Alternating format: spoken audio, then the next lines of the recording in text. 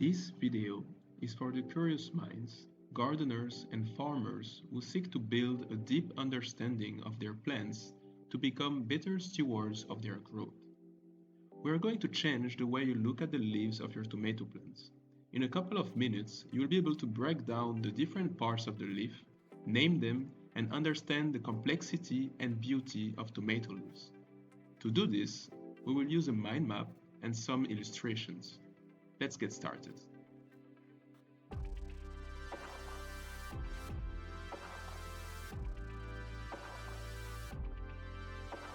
The anatomy of tomato leaves. The drawing on the right will help us to visualize the different terms and parts that we're mentioning in the video. So the first part we're going to see is what we call the petiole. It connects the leaf blade to the stem.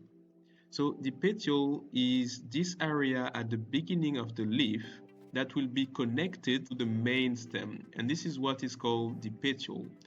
And once the petiole ends, the second big part of the leaf will start, and this is what we call the leaf blade. So the leaf blade is the green flat parts that perform photosynthesis. So usually what you associate with a leaf. Now you can see that the leaf here is not one singular unit. There are many small leaves. That is what we call compound leaves. It's not one single unit, but many subunits. So compound leaves have subunits, so the blade, the green flat part, is divided into subunits called leaflets.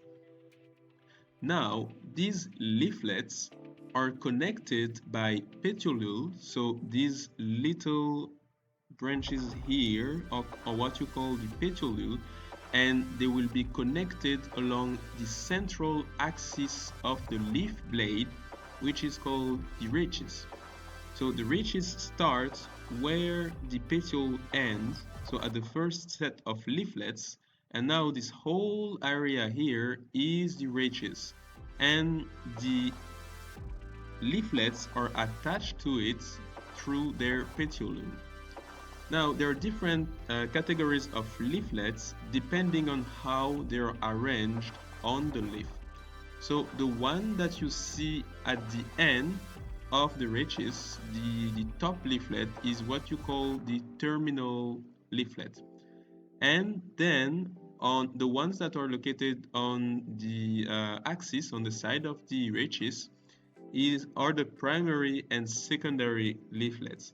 Now, to understand primary and secondary leaflets, you first need to understand that even a leaflet in compound leaves can become a compound leaflet. For example, you can see here that you don't have only one leaflet, but you have two of them. So it's starting to become a compound leaflet. And in this case, the one that is at the end of the compound leaflet is the primary leaflet, and the one on the side, so growing on the axis of it, is the secondary leaflet. So it's a bit like the same structure of the entire leaf, but it's just that it's the same but for the leaflets. So instead of being a terminal leaflet, here it will be a primary leaflet, and the one on the side will be the secondary leaflet. So now the last part that is very important is the veins. So, or are the veins? The veins are the food and water transport network for the leaf that will connect it to the other part of the plant, but that will also connect the other parts of the plant to the leaf. So food and water will travel through the network of veins inside the leaf. And in the case of tomato leaves, we're talking about reticulate venation. That means that the vein will form a web-like network. So in this illustration, it is not detailed enough that you can see a full network, but it follows the first principle of reticulate venation, where you will have this central vein that goes through the leaf, and then it will branch out and have secondary veins, and then these will branch out and have tertiary veins, and this pattern of venation will cover the entire surface of the leaf. So this is how food and water will travel through it. So if we have a quick summary, there, the leaf can be broken down into two big parts.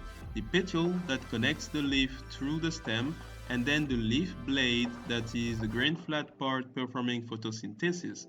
Now, because we're talking here about compound leaves, the leaf blade is broken down into subunits called leaflets.